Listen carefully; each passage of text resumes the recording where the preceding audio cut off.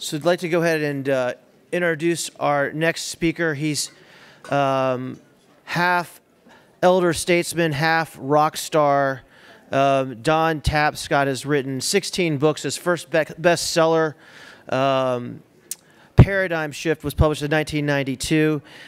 He's the author of, or the co-author with his son of, Alex Tapscott, of Blockchain Revolution, and he's a very valued and trusted member of the Chamber's Board of Advisors. He has a special exclusive Blockchain Summit announcement, and he's going to share that with us now. Thank you, Don.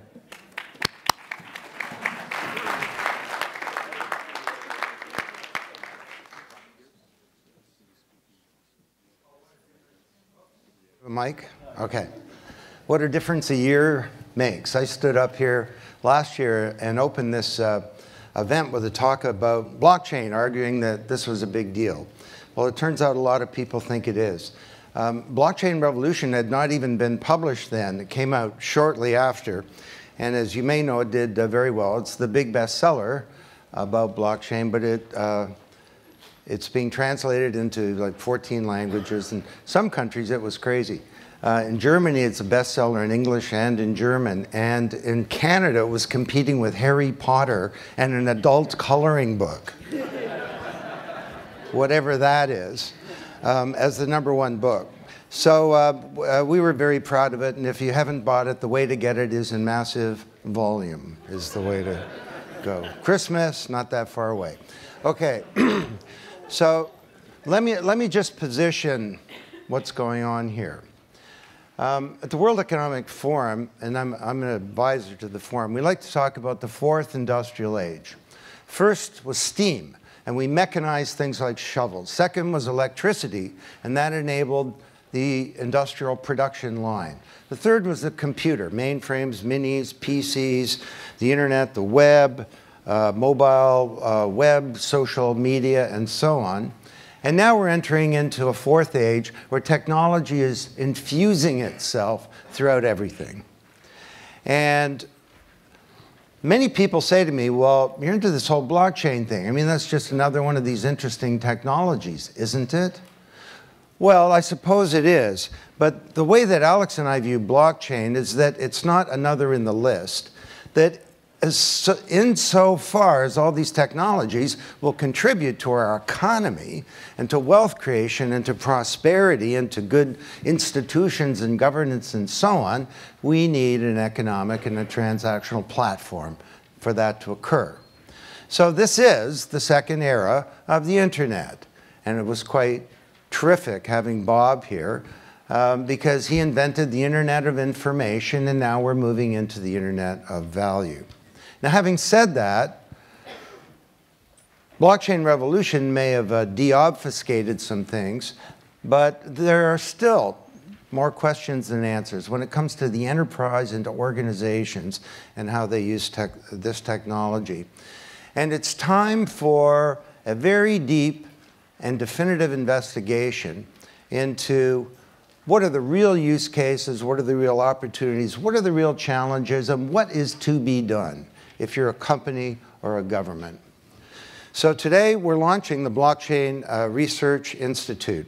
And its first program that will go a little over a year is a multi-million-dollar investigation that will be conducting about 30 different projects, research projects looking into opportunities and challenges. And we're looking at 8 industry sectors: financial services, retail, manufacturing, technology, media and technology, healthcare, government and democracy, and what's not up there is energy and resources as well. And in each of those, there will be projects trying to figure out what is to be done. We're also, orthogonally to all of that, looking at how does this affect the way you run a company? If you're the CFO, the CIO, the head of marketing, if you're running supply chain and asset management, if you're the head of the HR department, if you're the chief strategy officer, what are you supposed to do? And how should you be thinking about this technology? And how does it change not just your job, but that entire function within an organization. We'll also be looking at a whole number of other different projects in particular areas. And what I thought I'd do is just sort of give you a little slice of some things that I think are interesting. We haven't really decided we're going to do these yet because we're very interested in hearing what our members think. But I will just tell you who the initial round of members are. I got back from a vacation a couple of weeks ago. I said to Alex, the worst timed vacation in the history of vacations, given everything that's going on.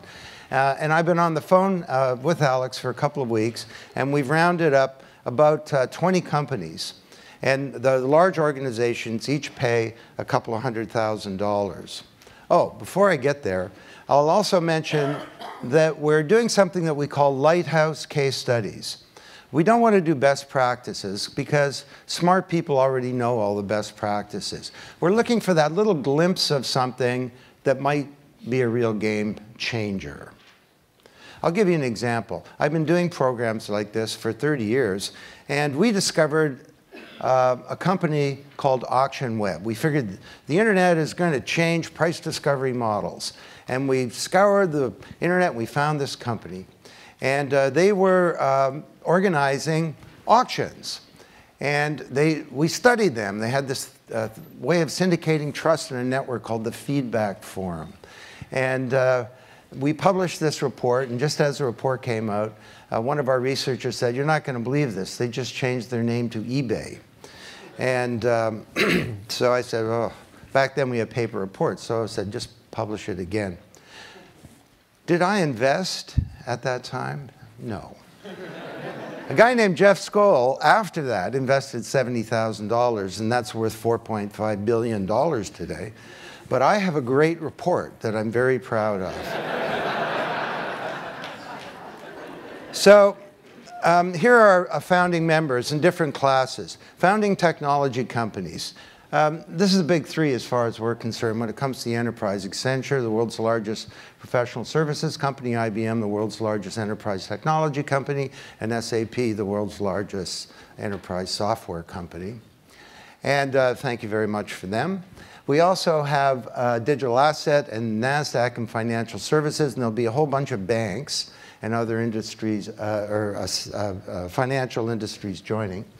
Centrica is a big energy company in the UK. PepsiCo and Liberty Global is the second largest cable company in the world. And we're going to be introducing the program to government. So if you're from a government, we'd love for you to join us and to work with us. And then there are a bunch of companies we call blockchain entrepreneurs that pay a much lower fee. And because we want to use this as a way of sort of incubating action in the private sector, not just changes within the enterprise. So it's a great initial group, and it will be growing by another 30 companies in the next short period of time. We will not duplicate anything that's currently done or known. And so to ensure that, we're partnering with the key organizations that are doing deep work in this area. The Chamber of Digital Commerce, of course, is a good starting point, and they've been a great collaborator and partner all along. Enterprise Ethereum and Hyperledger, and we have people here from both of those today, and also Koala, that has some of the smartest people working on the issue of how does all this change the law. So let me just pick up a few quick topics about things that I find are interesting and that we may be looking into. One is, what does all this do to the firm, to the deep structure and architecture of the firm? Well, Ronald Coase, 80 years ago, Nobel Prize-winning economist, said, why do we have firms?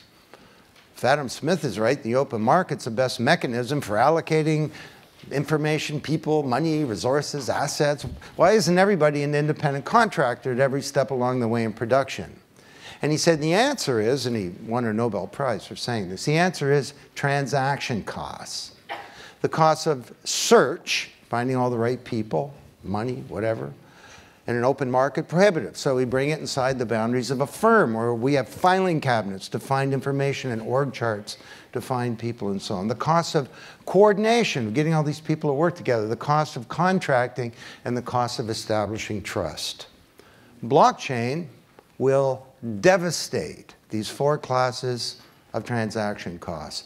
And we think it will lead to a profound change in how we orchestrate capability in society to innovate, to create goods and services, to engage with the world. Now, in Blockchain Revolution, we talked about a number of very radical business models that weren't theories. They were emerging now, and we could see these. You know, super Uber, a distributed app, some smart contracts and autonomous agents on a blockchain that could do everything that a $70 billion corporation does. But also, I don't know, pick any one of these. Every one of these needs exploration. Bigger and better data. What does it mean for big data when data is owned by the creators of data? All you create this data, but it's been expropriated by powerful data frackers, as we call them, Facebook and companies like that. And they drive steam down and blow up all this data, and basically they get to own it, which means that the largesse of the digital age has been asymmetrical. So rather than them sweeping up all these digital crumbs into the virtual you, your virtual identity in a black box will do the sweeping. And it will capture that data for you. And it'll be very stingy. You know, a lot of transactions, you don't even, as a seller, you don't even need to know who the buyer is, really. You just need to know you got paid with 100% certainty. So what happens when the virtual you is owned by you and you can monetize it? Maybe a whole new paradigm in how we manage data is emerging. Now, some of this gets pretty radical. This is from the book. But we theorized that you could have something called a distributed autonomous enterprise. We almost didn't publish it. We thought, this is so radical. People think we're a little nuts. You know, basically an organization with no management, no people. Just a bunch of distributed apps on a blockchain. And it could go out and raise some funds and go about its business. The week after we launched the book, of course, the DAO, DAO, got created. Now, there are lots of lessons there. One is if you're going to create an organization with no people that raises $163 million in 3 weeks by itself, you better make sure that your smart contract software doesn't have any coding errors.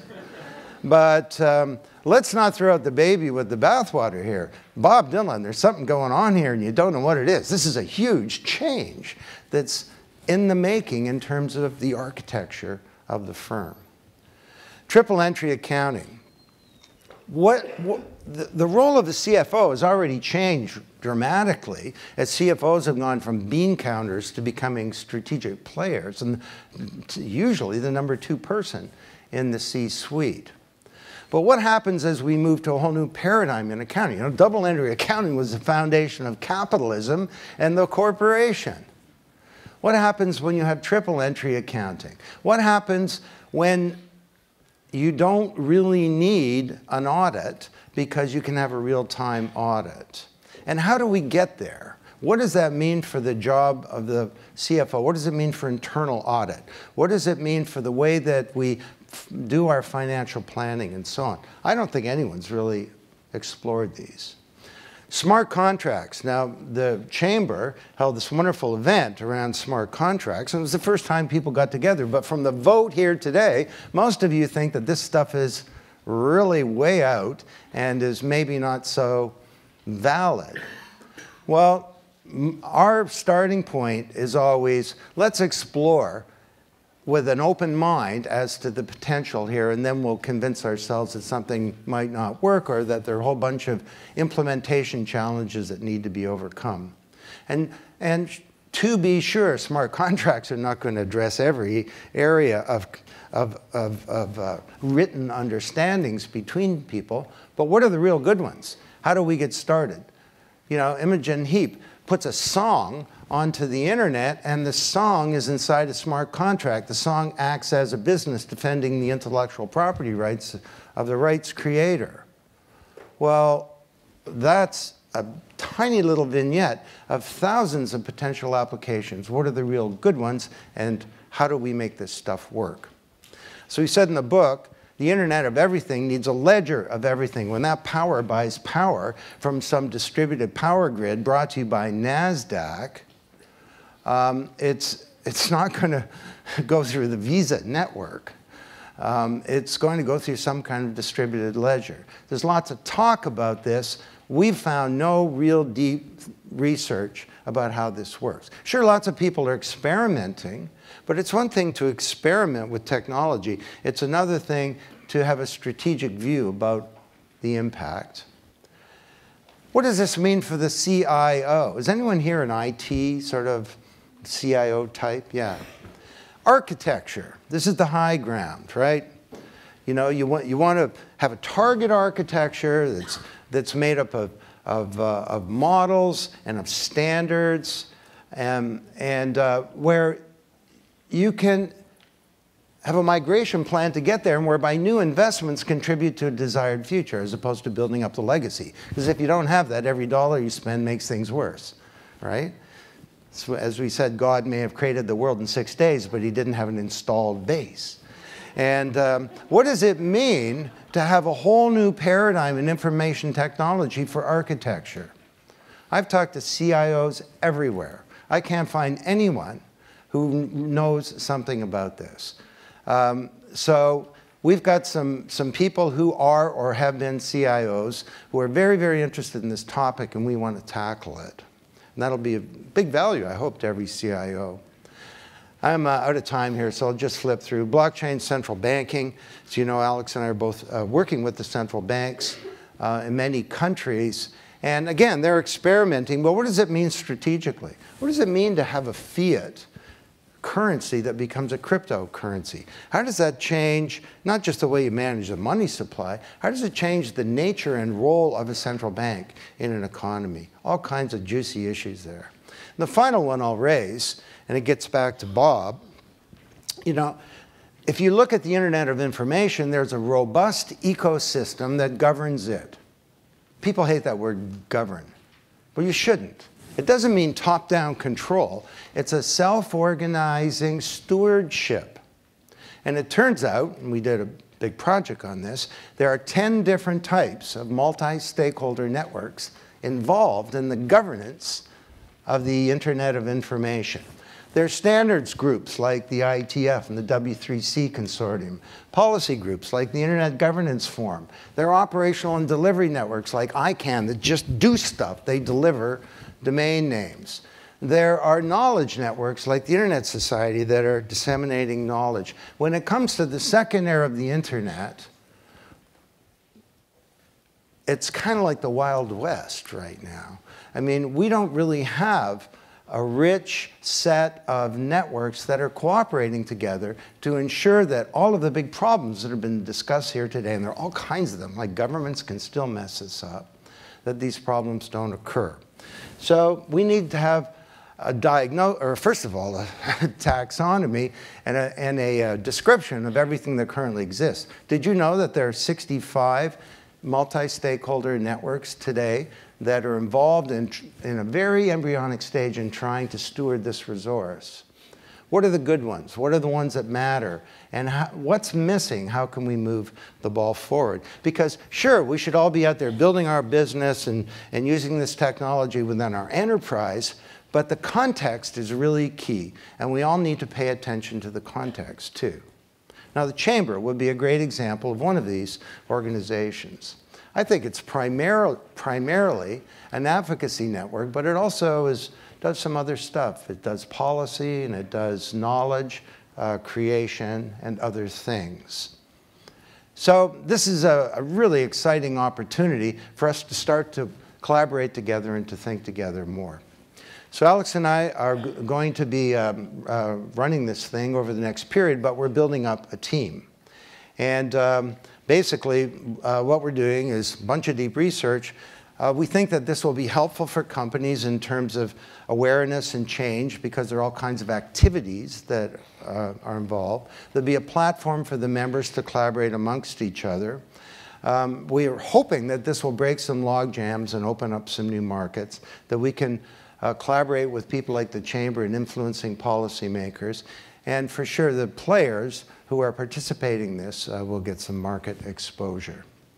And there are lots of big expectations. I just took a couple of quotes here. Simon Whitehouse, Senior Managing Director. Is Simon here? Are you here? No. Okay. So Accenture is a sponsor of this. But these people are super smart organizations, and they have high expectations. So we're going to have to build a great team. And that's the final point that I wanted to say to you. We're looking for help. And if you're someone who can work either as part of your current job or if you're an entrepreneur, an academic, and so on, and for each of these 30 projects, we're going to be building a team of the world's leading thinkers. And they'll be doing stuff like writing reports, creating other deliverables, infographics, videos, maybe even some computer-based learning. And if you are interested, please contact us. Tell us a bit about what you've done. We'd even be interested in knowing what you think is a big unsolved question in this space. So that's it. Blockchain Research Institute. As Alex said, join the revolution. And we're hoping that maybe by breaking some log jams here, that maybe we can move that timeline a little faster, and who knows, maybe this world of distributed trust that our kids inherit might actually be a better one. So thank you very much.